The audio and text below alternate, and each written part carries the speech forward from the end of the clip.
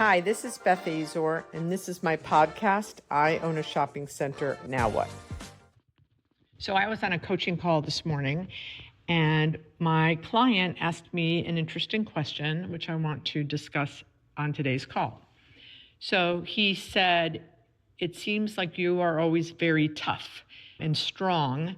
Are you ever more lenient? And I explained to him, yes, I am more lenient when I have a property that has, or like a subject space that doesn't have a lot of demand on it.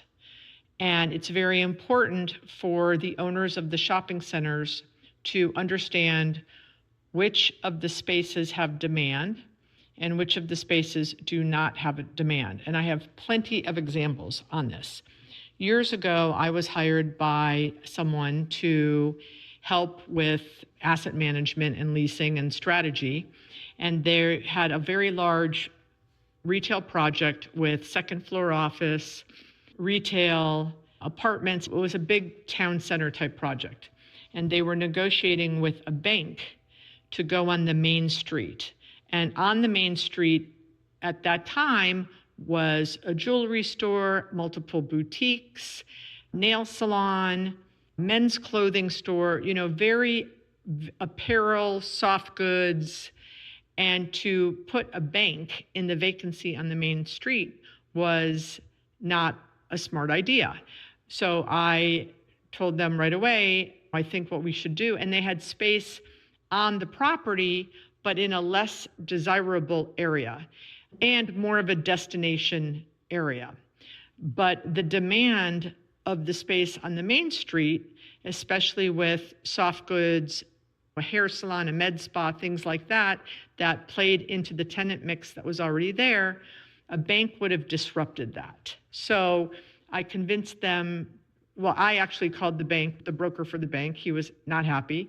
And I said, look, today's your lucky day. I'm involved and I'm going to help get this deal done, but we have to move locations. Like, you can't go on Main Street. And he wasn't happy, but they understood. And we ended up making the deal actually at a much higher rent because the client really didn't have a handle on the rents. And we put them in the back of the plaza, in the back of the town center. It still had frontage on one of the side roads, but it was a much better location, even for parking, than it would have been if they went on the main street. And understanding demand. Another consulting assignment I had recently was I had another 2-story retail center, and on the first floor, the retail was full. And this particular client had a few shopping centers, and they all had second floor office space. So in analyzing the market and his properties, all of the ground floor retail was full, and there was significant vacancy on the second floor. So once I went up to the market and surveyed the market and did 3 to 4 hours of canvassing, I found that the office market was about 40% vacant, which is significant. It might have been 50%. And understanding that that's why he had so much vacancy, but then looking, and then I also found out during those same canvassing trips that the retail in the market was about 95% occupied. So understanding that, again, supply and demand. Supply, lots of it with office. Retail, very little supply. So when it comes to your strength in negotiations, you can be much stronger when you're negotiating in this scenario in the retail, and you need to be much less strong and harsh or hard or tough when you're negotiating for the office. So I basically said, every time you get a call for someone that wants to lease office space, make the deal. Don't hold on to, I'm quoting, $20 a square foot. Go make the deal. If it needs to be $1,000 a month, get them in there for a year. Let's fill the space. And then we can get stronger later as we renew for year 2.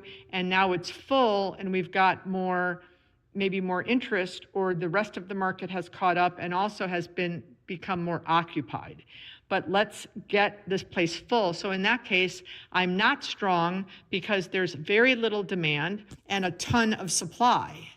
However, I've also said, let's go talk to some of our tenants. I said, what do you do when you get calls for retail space? And he said, well, I don't have any.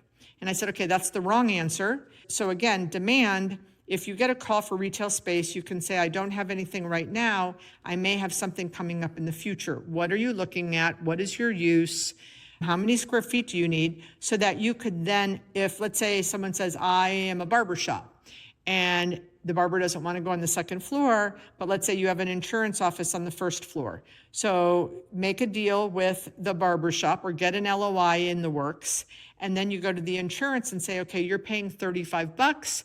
I can move you upstairs and pay $25. He immediately gets a reduction in rent, and you backfill the barber maybe at $40 in the insurance spot. And again, going back to strength in negotiating. Let's say you have an end cap space with a drive-through.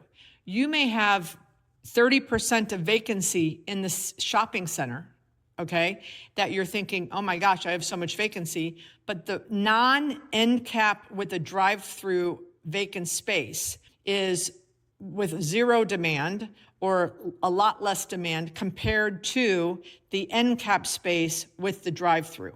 And then you drive the market and you survey your market and you see that there are no end cap with drive-through former second-gen restaurant spaces.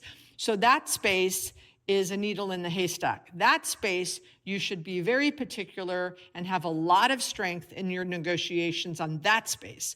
The other 30% of vacant retail, no, you can't be strong. You need to lease space. So if you need to do $20 a square foot instead of the $35 you're asking for the end cap with the drive-throughs, they're two completely different spaces, right? You might have an elbow space that's 4,000 square feet with 25 feet of frontage.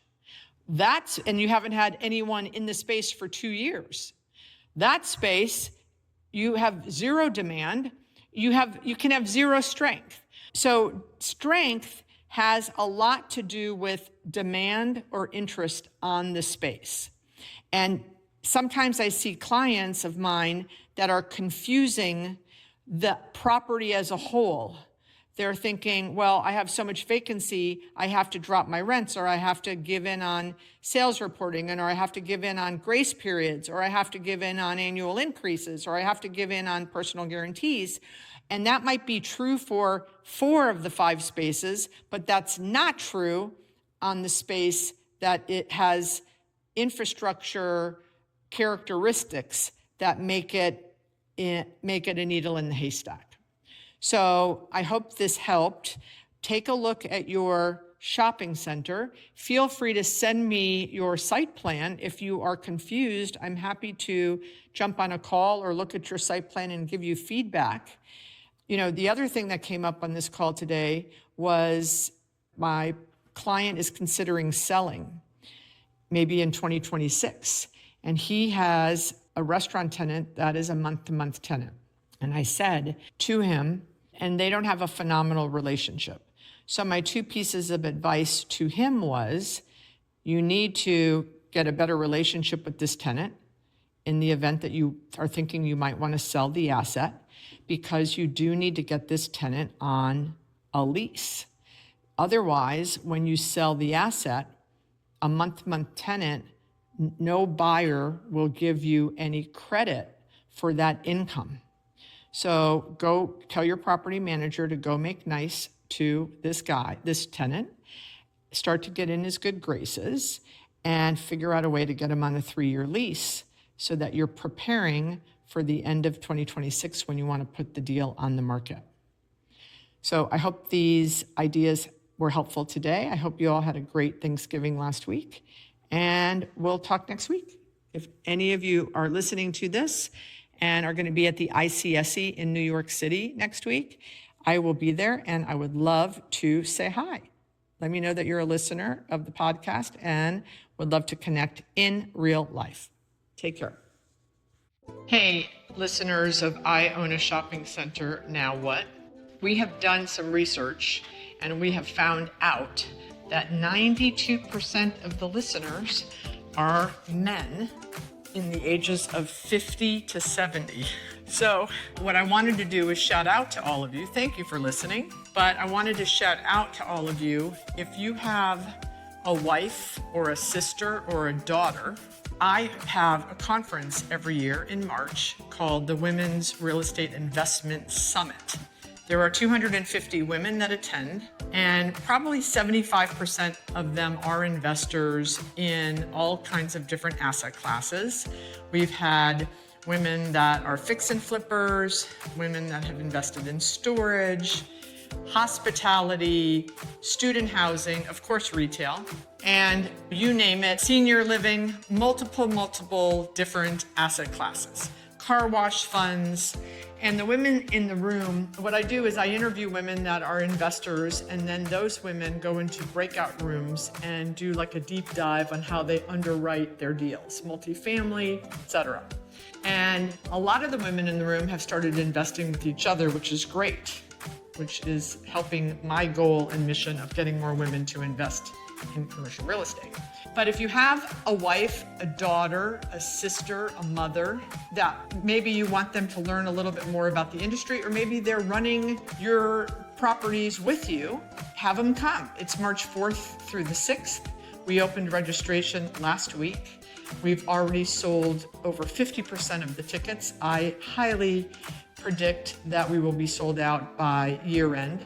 Maybe this would be a great holiday present for the woman in your life. So think about it. You can find out all of the information on bethazor.com. Just scroll down to the summit and you can read all about it there. It is life-changing for the women who attend.